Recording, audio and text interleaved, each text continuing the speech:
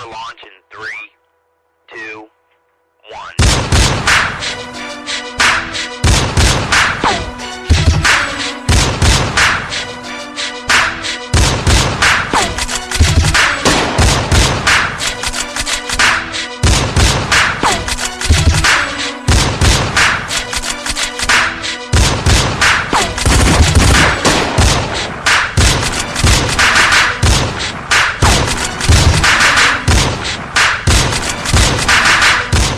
What up, local KoKo squad? It's your girl LaRoca Blu, back in the cut with another lit reaction video.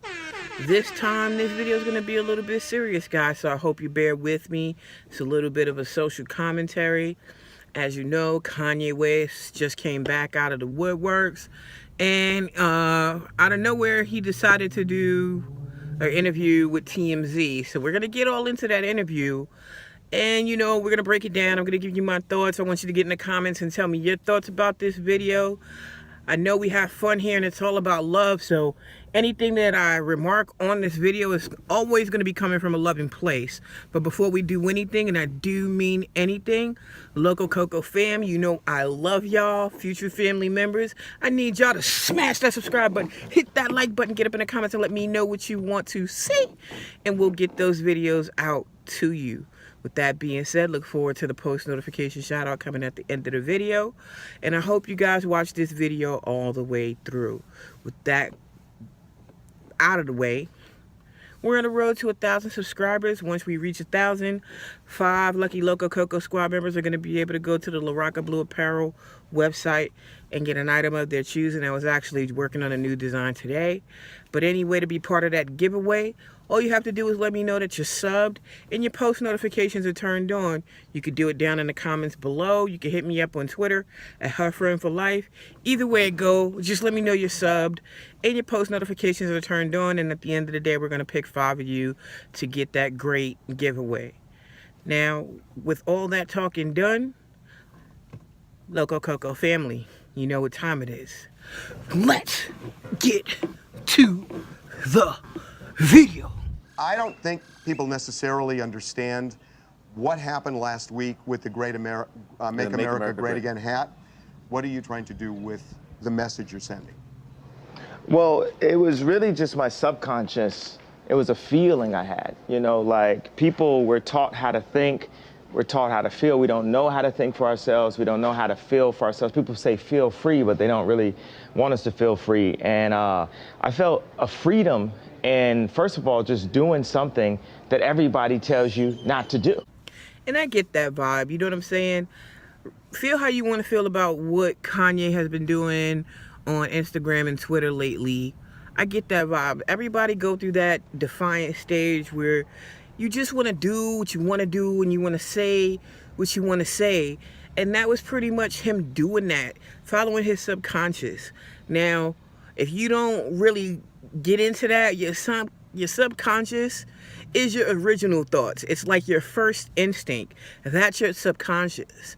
And then sometimes your conscience takes over your reasonable thought and dissects what your subconscious is feeling and kind of filters your actions and your movement.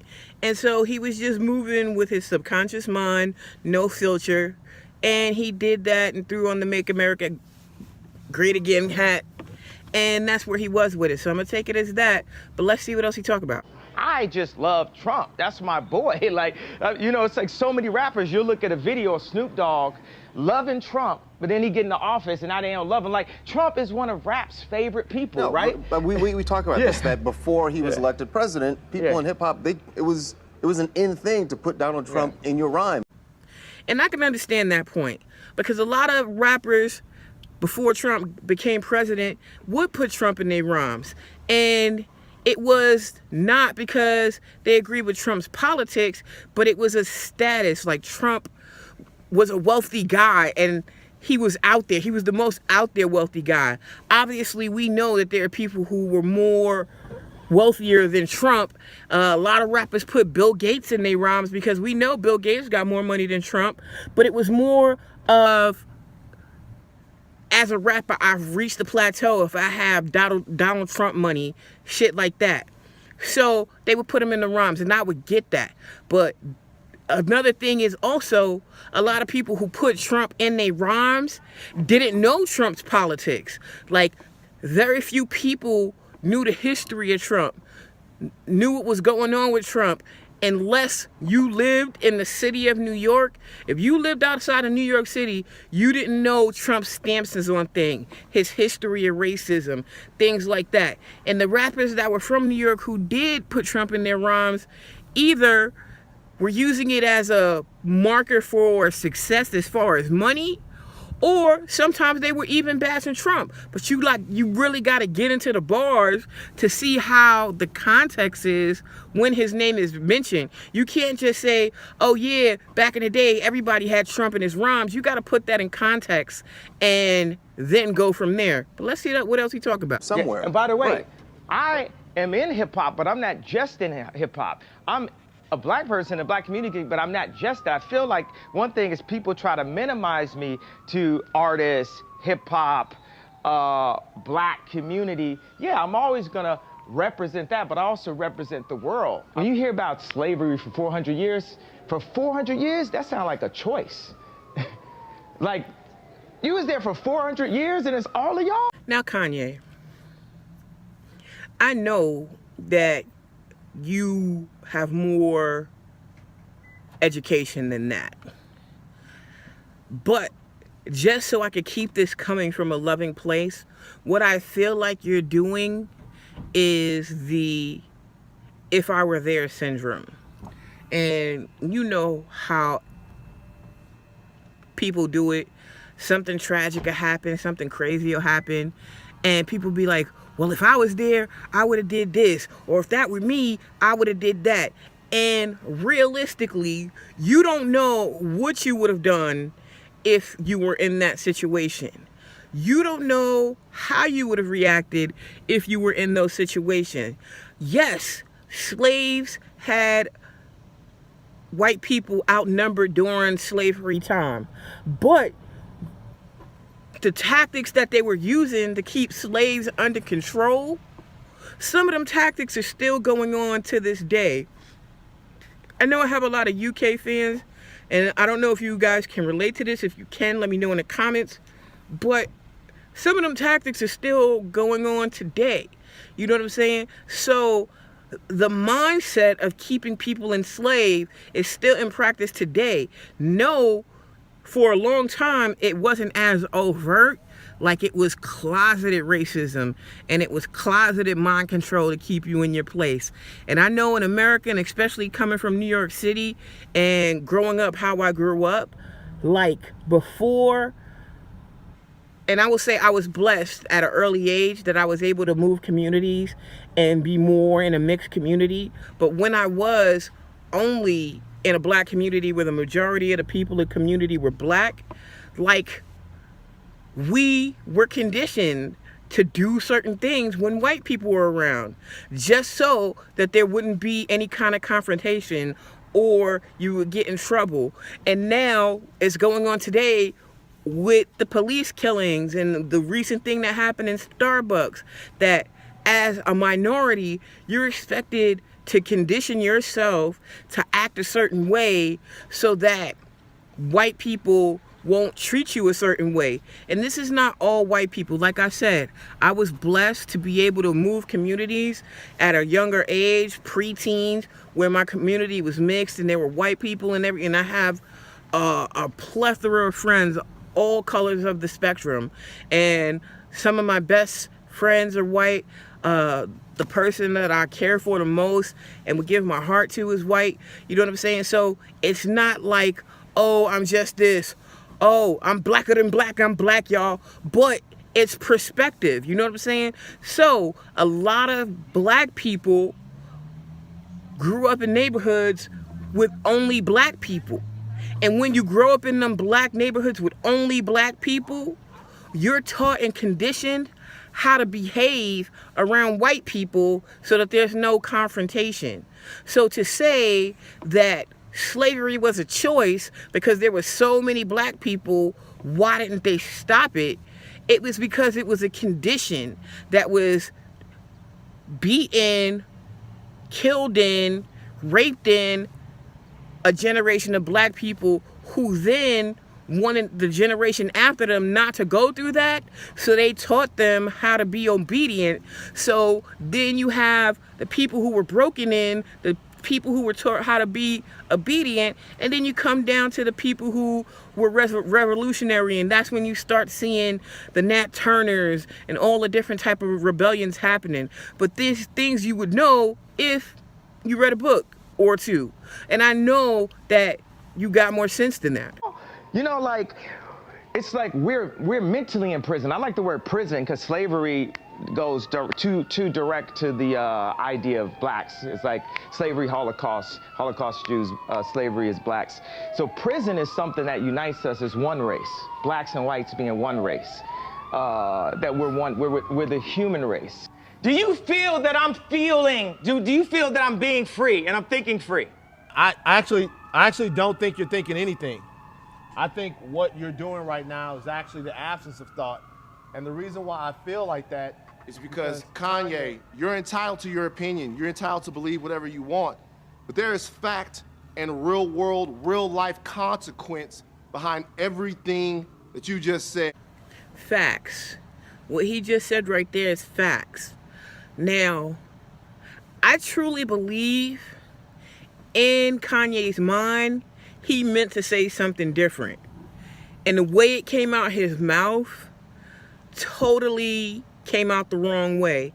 And that's just not giving him a pass. I don't agree with what he said about slavery. I don't agree at all. But remember, we had that talk about subconscious mind and conscious filtering your thoughts so that you can come across correctly. And for this brother to stand up and say that I don't think that you are thinking, you're just talking at this point, is facts, because there are real world consequences for what he just said. I don't know if they do it in other countries, but in America, it is the land of the soundbite. And for those racist people who want to create a narrative that black people are lazy and don't want to do anything for themselves and they feel sorry for themselves, they're going to take that soundbite of Kanye saying slavery was a choice for 400 years and create a narrative that he didn't intend. So intention and reality are two different things. What you intended to do didn't come across. And the reality of what you said is gonna have negative consequences. Mark my words that you heard it here first. You're gonna hear that soundbite, and you're gonna hear that soundbite on the most racist, right-wing, agendaed platforms in the media. It's going to happen.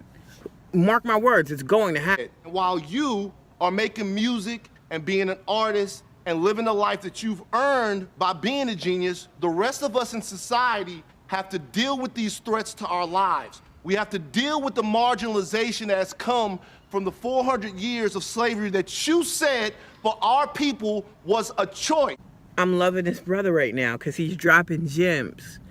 Because what happens in celebrity a lot of the times, you're in the struggle with us. And if you listen to early Kanye, he's rapping about the struggle. He's rapping about the marginalization. He's rapping about, even with him being successful, he still looked at as a nigga in the coop. He's rapping about that. He's rapping that revolutionary stuff.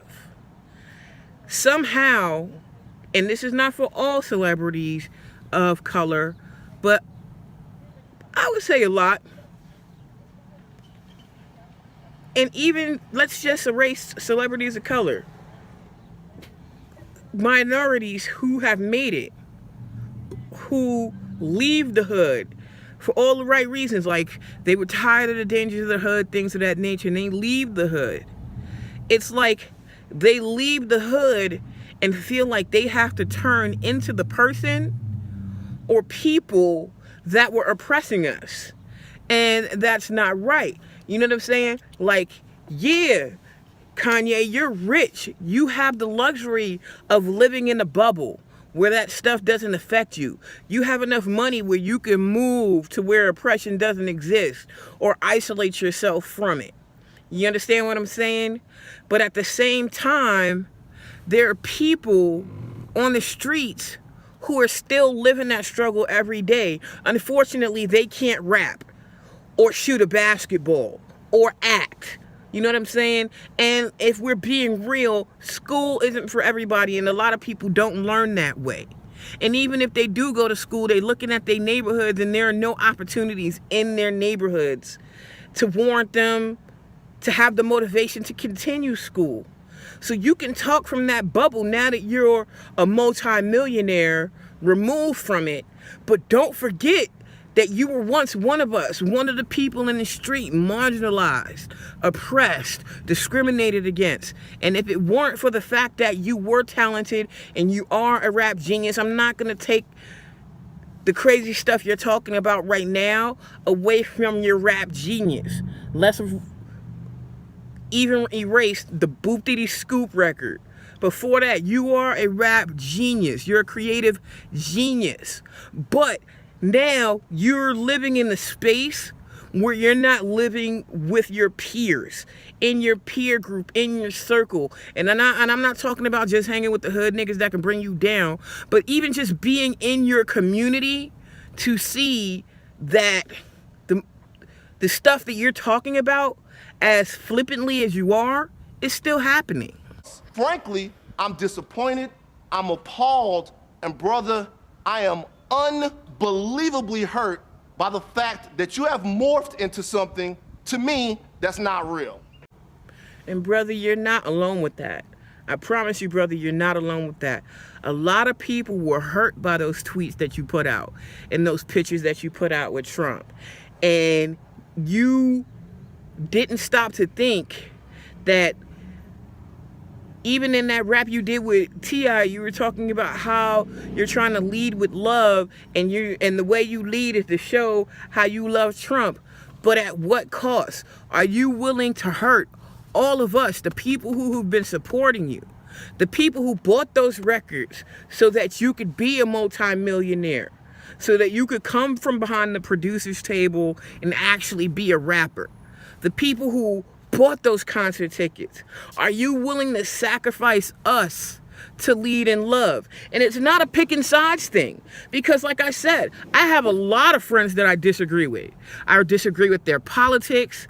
I disagree with their spiritual standpoints on things. But at a core level, as human beings, we connect and we can be friends. We just know on those subjects, we're going to agree to disagree. But I would never sacrifice the greater good to prove one point. I would have found another way around that. And I understand that brother being disappointed, being appalled, and being hurt. I have nothing but respect for it, because like even John Legend, he tried to do it, but the way he tried to do it was more in a preachy fashion.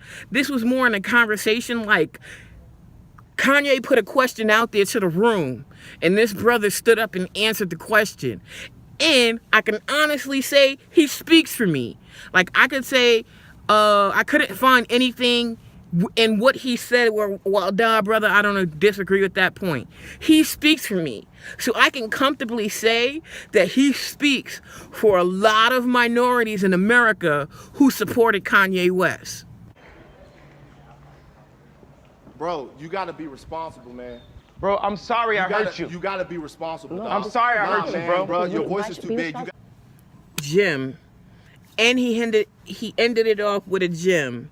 You gotta be responsible. You gotta be responsible, because your voice is too powerful. The higher up and the controllers, they don't want to listen to regular, everyday Joe Smo, minority, black, brown, yellow, what have you. They not listening to us. But you know what they respect? Loss of life and money. And you're in a position where you have a lot of money. So when you speak, what you say carries weight. And your voice is very powerful. So we need you, Kanye West, as an artist, as a man, think free, have free thought. But when you're speaking to the public and you're being recorded to represent yourself differently, because the things you can say can push the revolution back so far, because all they got to do is be like, told you, look what Kanye said, told you. It really ain't a thing because Kanye said it ain't a thing. And we can't have that. Like, we've come so far as a people in our relationships. Like, I really feel like, and this is going to get me some hate, and I know it. I really feel like racism, overt racism, is a generation before mine. Because if I'm going to be honest, I've dealt with some racist things. They were racist light. I'd be like, nah, yeah, that was kind of some discrimination, I could call it. But it didn't rock me to my soul. Should I had to deal with it? No. But I didn't end up in jail. I'm not dead or whatever. And I moved on and I found other opportunities. But my generation and then the generation under me, the relationship between white and black people, white and other people, black and brown people is getting better. And it's because we're in a lot of situations where we're growing up together and we're all looking at this like this is crazy. Excuse me. Now, there are going to be some one-offs where children are lost and they're looking for something and the wrong group of people get them and train them to think like that. But there's nobody on earth who's born racist. Nobody. Disagree with me if you want. We'll argue all day about it. Nobody on this planet is born racist. It's taught. It's taught and retaught and retaught. And so we're in a stage right now where we're working hard to unteach that on both sides. We have allies of other races, white people, Latino people, Asian people, Muslim people. And I shouldn't say Muslim people because Muslim is not a race, it's a religion, but you get what I'm saying. So you really have to think on how you can set the movement back. And the brother ended it the right way. Your voice is too powerful for you to get out here on national television and say some shit like that. Fuck out, bro. I was drugged out. I was on opioids. 2 days after I got off of opioids, and I was addicted to opioids, 2 days I got off of opioids, I'm in the hospital, right?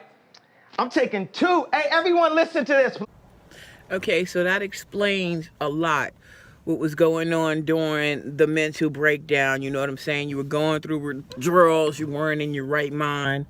You were on drugs. You understand what I'm saying? And, like, I can understand that personally. Not in the point of being an addict, because I can say by the grace of God that I've never been an addict. But as I said in my initial Meet Me video, I went through cancer, and a lot of the drugs and narcotics that they had me on for pain are addictive. And when you're coming off of those drugs, sometimes you are in an alternate universe, you're in an alternate reality. So I can get that. Please. 2 days before I was in the hospital, I was on opioids. I was addicted to opioids. I had plastic surgery because I was trying to look good for y'all. I got liposuction because I didn't want y'all to call me fat like y'all called Rob at the wedding and made him fly home before me and Kim got married. And that's what I'm saying about sensationalizing the negative stuff. And I know in the UK it happens because I see your tabloid papers and they go in too. But it's a society now that glorifies the negative stuff, and it's insulting people and what this star looks like without makeup, and she's on the beach and her knees are sagging, and men go through it too. You know what I'm saying? And you're in the public eye so much because you become subconscious.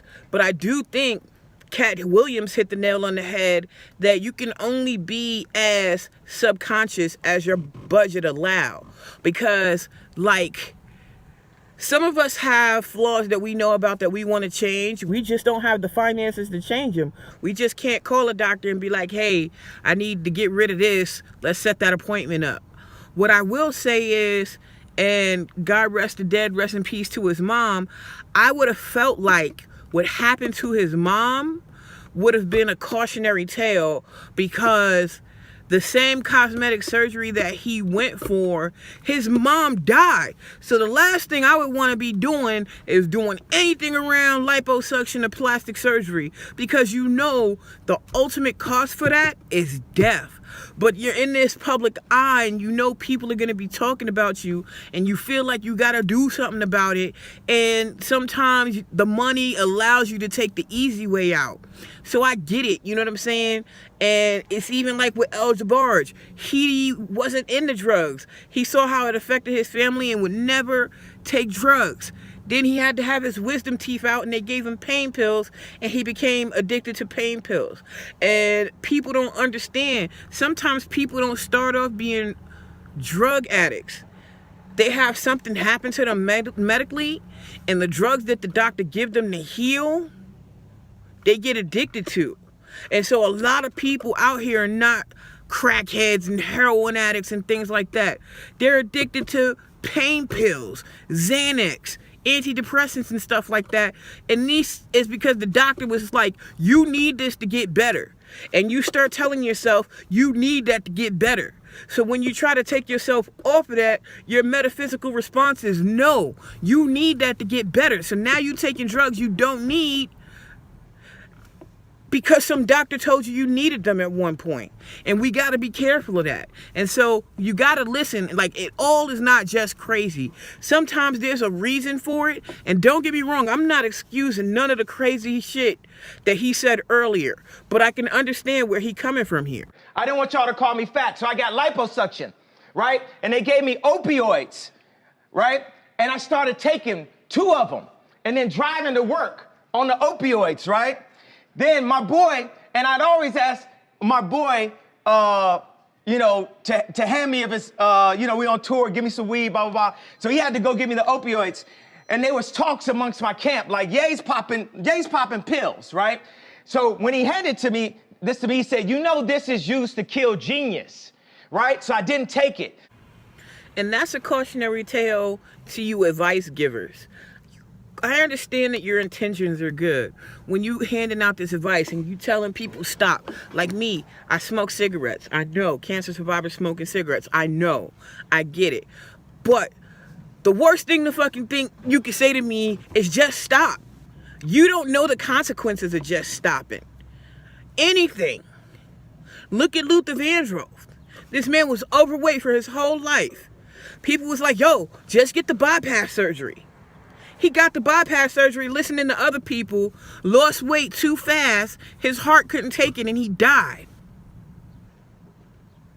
I quit smoking cigarettes. Everybody like, just stop cold turkey. I just stopped cold turkey.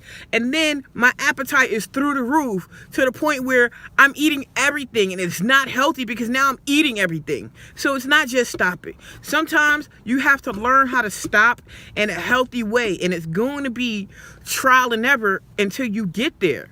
So this man gets advice from a friend like, yo, you popping these pills, it's killing your genius. He tried to stop and have a fucking mental breakdown.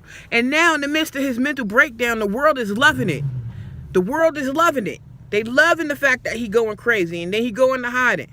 But you advice givers, you gotta be like, if you can't give resources and help, sometimes the best answer is not to tell somebody, well, why don't you just stop cold turkey? Because you could be killing them yourself. 2 days later, I'm in the hospital. I was taking 2 pills a day at that time. When I left the hospital, how many pills you think I was given? 7. I went from taking 2 pills to taking 7. So the reason why I denounced, why I dropped those tweets and everything, because I was drugged the fuck out, bro.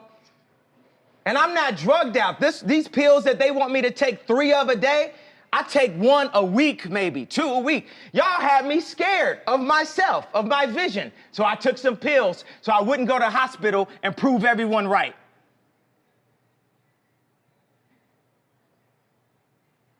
We are drugged out. We are following other people's opinions. We are controlled by the media. And today it all changes. 2 days later, I'm in the hospital. I was taking 2 pills a day at that time. When I left the hospital, how many pills you think I was given? 7. I went from taking 2 pills to taking 7. So the reason why I denounced, why I dropped those tweets and everything, because I was drugged the fuck out, bro. And I'm not drugged out. These pills that they want me to take 3 of a day, I take 1 a week, maybe 2 a week. Y'all had me scared of myself, of my vision. So I took some pills so I wouldn't go to the hospital and prove everyone right. And what we're seeing now is a lot of stars going through that.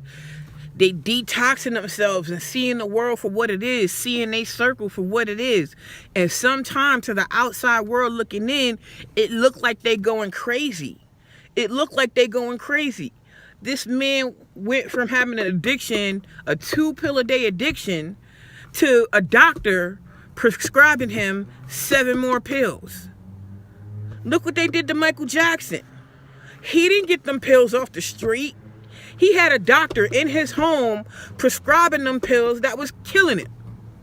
So you go from a 2-pill-a-day habit to having doctors tell you now you need to take 7 pills a day. How is that helping you with your addiction? It's not. It's not. And then when he's drugged up and out of his mind, he on Twitter doing crazy shit. That's the people around him. And that's where we say, Kanye, you have nothing but yes people around you. Because people are so afraid of getting fired or not being able to hang out with you or get the benefits or the spoils of the life of being around you, that nobody was like, yo, this nigga's tripping, let me take his phone. No, Kanye, you on one right now, let me get that phone. Go ahead, be hot, do what you gonna do, but like, let me get that phone. They couldn't do that because they're yes people. And that's what we saying, you got yes people in your camp. Like, not like you don't got nobody in your life that be like, yo, dog, you tripping. Obviously, in your lucid moments, you got John Legend, you got Jay, you got Common, you got other people in your circle that you can have those conversations with.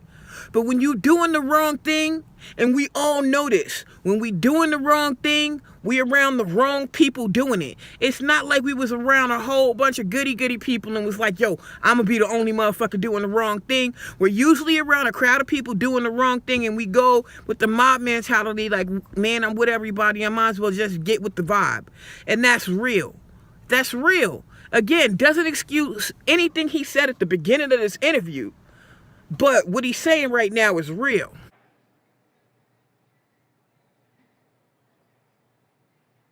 We are drugged out. We are following other people's opinions. We are controlled by the media. And today it all changes. All right, guys, so that was the Kanye interview that he put out after all the crazy tweets and the Scoop Diddy Doop song and everything. I'm not going to bore you with recounting everything that I said in the video. I felt like I made my opinion clear throughout the whole reaction. So Local Cocos, I really want you to get in the comments and let me know what you think about this content. I know it's not as lighthearted as me reacting to music or dance and stuff like that, but like sometimes we do have to check into the world and as a society check in with each other. And like I said, I didn't make this reaction to slam Kanye and be like everybody else, to call him crazy and all that other stuff. I literally went into it trying to understand where the man was coming from. I feel like I understand him more. I feel like I don't agree with everything he said, but I can respectfully say I agree to disagree. But let me know what you think in the comments below. If you want more videos like this, hit that thumbs up button. Today's post notification shout out goes to Keza Hines. You've been in the comments giving me your thoughts and your opinions. You definitely hit me up to the UK artists, and I appreciate it. I appreciate all the love and support. If you want to be part of the post notification squad, as I said in the beginning, let me know you're subscribed with your post notifications turned on down in the comments below. Just hit done it. However you want to do it, let me know you're subscribed, and we'll shout you out in the next video. As I said, we want this family to grow. We want to be able to do everything that we want to do on this channel. So if you haven't already, please make sure you smash that subscribe button, hit that like button, get up in the comments and let me know what you want to see. And with that being said, until the next video, peace. Prepare for launch in 3. Prepare for launch 2. 3.